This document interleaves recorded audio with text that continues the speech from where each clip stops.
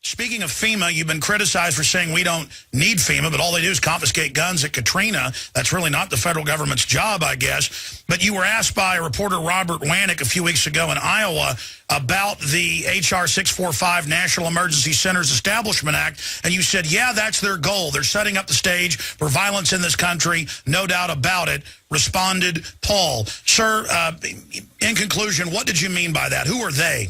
Well, I'm not even sure I recall that exact conversation, but, you know, the FEMA's in charge of all emergencies, so whether it's a natural disaster or whatever, they're in charge of our land. They're land planners, they're economic planners, and they're planning for any provision, and I think the establishment, the people in Washington, both Republicans and Democrats, know history just like we do, that you can have breakdown of law and order.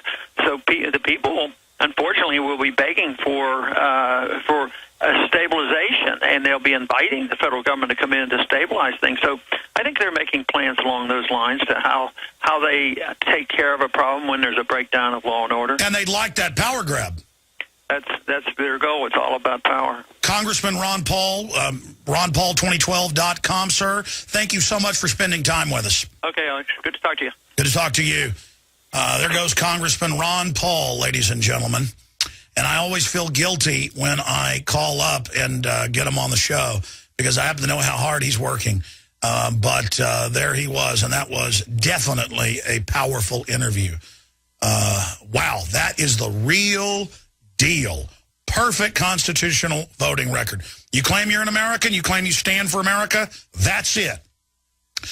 In fact, I really have to agree. I admire Ron Paul more than anybody else out there alive, unless you're talking about my dad or somebody or my grandpa's. But politically, he's it.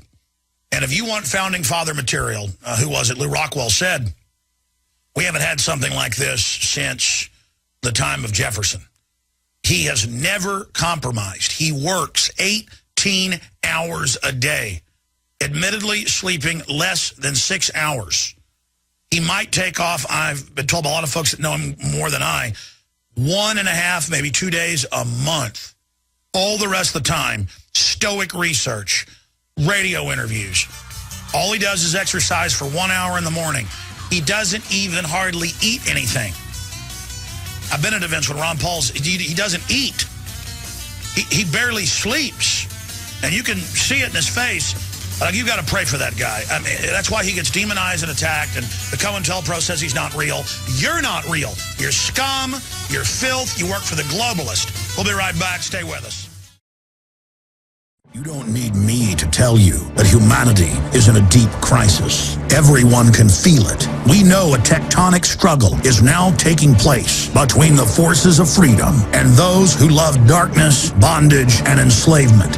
Yes, my friends, evil is rising. But take heart. For every action, there is an equal and opposite reaction. Recently, New World Order operative Hillary Clinton admitted they're losing the info war. We are in an information war, and we are losing that war. The globalists are scared. They've overreached. The future of the info war is in your hands. Join PrisonPlanet.tv. Download the thousands of special video reports, ebooks, and more, and get them out to everyone you know. Continue to spread the word about the broadcast on YouTube, Facebook, Twitter, and every other globalist propaganda platform. We are going to use their system against them. The info war now goes into high gear.